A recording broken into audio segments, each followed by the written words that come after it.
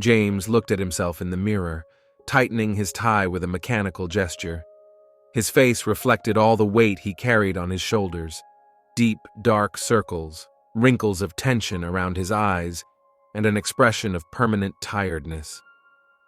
He lived in London, the city that never sleeps, and his life was a reflection of the chaos that surrounded it. A successful manager in one of the largest consultancies in the capital, James was constantly under pressure. His phone buzzed incessantly, notifications piled up relentlessly, and every unread email felt like a bomb waiting to explode. If you too feel like you're under constant pressure, subscribe to our channel for strategies that can help you find balance. Every day he felt more and more trapped in a race against time, driven by the idea that he had to do more, respond sooner, always be present. But behind that facade of efficiency lurked a man on the verge of collapse. Every vibration of his phone was like a blow to his emotional stability. His life had become a constant stream of notifications, and anxiety accompanied him at every moment. The first sign of a possible breakup appeared one evening, while James was at home, his laptop on, and his phone vibrating continuously next to his cup of cold coffee. He felt the tension building inside him, as if something was about to explode.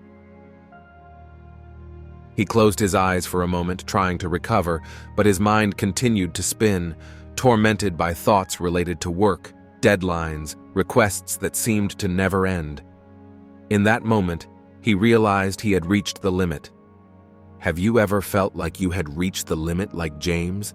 Write us your experiences in the comments. We will be happy to hear from you.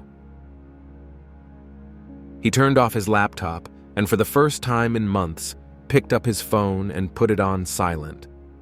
The silence that followed was almost alienating. He felt naked, vulnerable, without the constant stimulation he was used to. He decided to go for a walk, something he hadn't done in a long time. As he walked through the brightly lit streets of London, James noticed details he'd always missed: the sound of people's footsteps, distant laughter, the wind blowing through the trees. London, with all its chaos, suddenly seemed calmer, as if the world had slowed down for a moment. His mind, however, couldn't fully relax. Even though his phone was off, the anxiety didn't go away. What was happening at work while he was gone? Would he miss an important deadline? As he walked, James stopped to look at a family sitting in a restaurant. Every member of the family, from the youngest to the oldest, was absorbed in their smartphone, completely ignoring the person in front of them. It was at that moment that he realized how much technology had taken control, not only of his life, but also of human relationships. Is technology distracting you from the things that really matter? Take a small step today. Take a break from the screens and dedicate time to yourself. The next day, in the office, James was still feeling restless. The temptation to turn his phone back on and resume his frenetic pace was strong. But just then, a colleague, Thomas, approached. Thomas was known in the company for being one of the few who didn't respond to emails immediately and who took long lunch breaks without ever taking his phone with him. "Will you join me for lunch today?" Thomas asked with a calm smile. "Leave your phone here. You won't need it." James hesitated, but then accepted the invitation. Sitting in a small cafe away from the office, Thomas told him how, a few years earlier, he had gone through a similar crisis. He too had been consumed by work, always connected, always anxious. But after hitting rock bottom, he decided to change. "It's not easy," Thomas said, "but I've learned to value what really matters. And trust me, notifications don't tell you what's important." Thomas's words stayed with James all day. He felt the weight of his habits like an invisible chain. He decided to take another step. During the week, he would turn off his phone for an hour a day, every evening. At first, it was difficult. Every minute seemed eternal. But over time, he began to feel the benefits of that silence.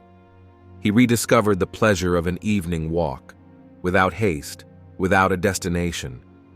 He returned home and sat on the couch with a book, something he hadn't done in years. And slowly, his mind began to calm down. Want to take a step toward a more balanced life? Try turning off your phone for an hour a day and see how much free time you find for yourself. An extraordinary event occurred a few weeks later. A blackout hit the entire city. London, the city that was always on, stopped for a night.